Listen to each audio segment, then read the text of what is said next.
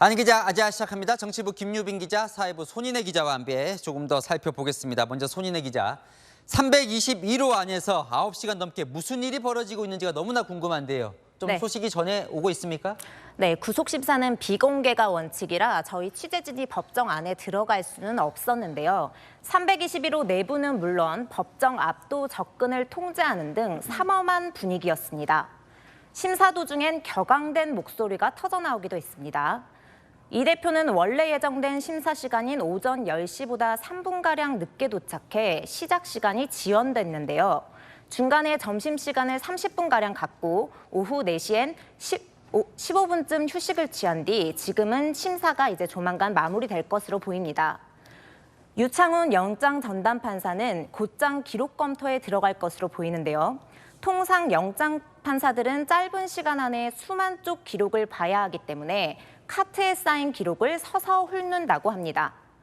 또 중앙지법 영장 전담 판사는 총 3명인데 사실상 합의제처럼 이들이 의견을 교환하는 경우도 있는 것으로 전해집니다. 오늘 법정엔 검사 10명과 유창훈 판사, 이재명 대표, 변호인 6명이 자리했습니다.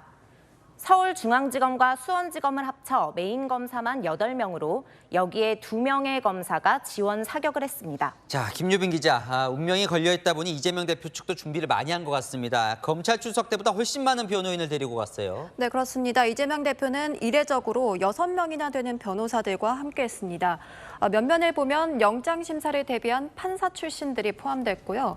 이 중 2명은 이재명 대표가 친형 정신병원 강제 입원 의혹으로 재판받을 당시 무죄를 이끌었던 변호사들입니다. 조국 장관 구속영장 심사에서 기각을 받아내기도 했는데요.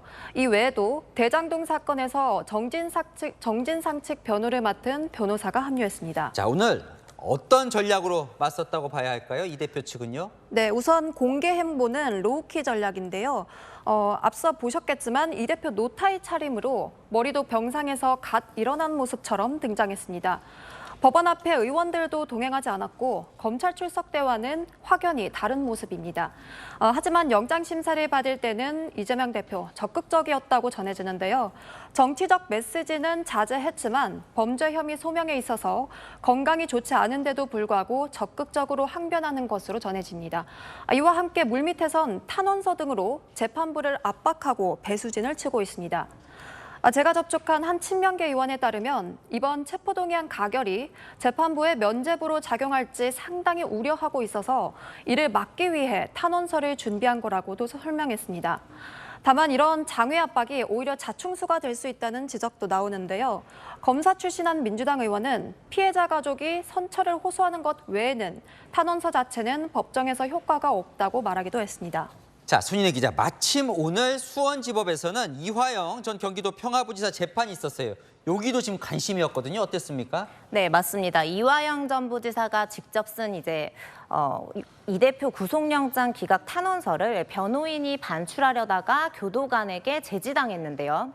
변호인이 교도관에게 피고인이 적어온 탄원서를 적어가겠다고 하자 교도관이 접견을 통해 얘기하라며 막은 겁니다. 이 탄원서 내용은 옥중서신은 자유의사로 작성한 거지 강요나 압박이 있었던 게 아니라는 내용이었습니다. 어제 저희가 민주당 측 인사가 수감 중인 이 전 부지사를 접견하며 위에서 써달라고 한다고 옥중서신 작성을 종용했다는 소식 전해드렸는데요.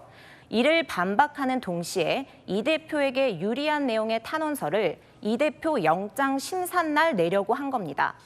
자, 또 하나 지금 검찰이 이제 주목하는 게 바로 증거인멸 부분인데 오늘 법정에서 녹취 파일이 재생될 거냐 이 부분도 관심이었거든요. 틀어졌습니까? 네, 검찰은 오늘 구속심사에서 증거인멸 정황을 대거 공개했습니다. 앞서 리포트에서 전해드린 것처럼 이화영 전 부지사의 면담 내역이 담긴 녹음 파일을 법정에서 재생했는데요. 이외에도 검사 사칭 관련 위증을 교사하는 내용의 통화 녹음 파일도 심사장에 가져갔습니다. 법정에서 트는 건 재판부 허가가 필요해서 조율이 있어야 되는데 이 파일은 재생하지 않고 증거로만 제출했습니다. 자, 김유빈 기자, 지금 민주당이 숨죽이면서 결과를 기다리고 있을 것 같은데 오늘 결과에 따라 민주당은 어떻게 되는 겁니까?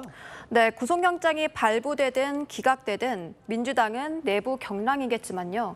이재명 대표가 구속되면 그 전쟁은 더 빨라질 겁니다. 친명계는 비대위는 없다, 옥중 공천도 불사한다는 입장으로 구속 적부심, 보석 신청, 또 다수 의석을 활용한 석방 요구 결의안으로 이재명 대표를 최대한 나오게 하겠다는 건데요. 반대로 비명계는 총선에 추석 연휴도 다가오고 있어 여론에 기대겠다는 계산입니다. 한 비명계 의원은 대표가 구속돼도 반성 없이 친명계가 계속해서 목소리를 내면 한두 달 내 여론이 돌아설 거다. 이 시점에 비대위든 전당대회든 새 체제 구축에 나서겠다고 말했습니다. 구속영장이 기각된다 해도 무슨 사유로 기각됐느냐가 또 관건입니다. 흔치는 않지만 영장이 기각돼도 재판부에서 혐의가 소명된다고 인정하는 경우가 있는데요. 비명계는 범죄 혐의가 소명된 거라면 대표의 사법 리스크를 근거로 이재명 대표 사퇴를 다시 주장할 수 있게 됩니다.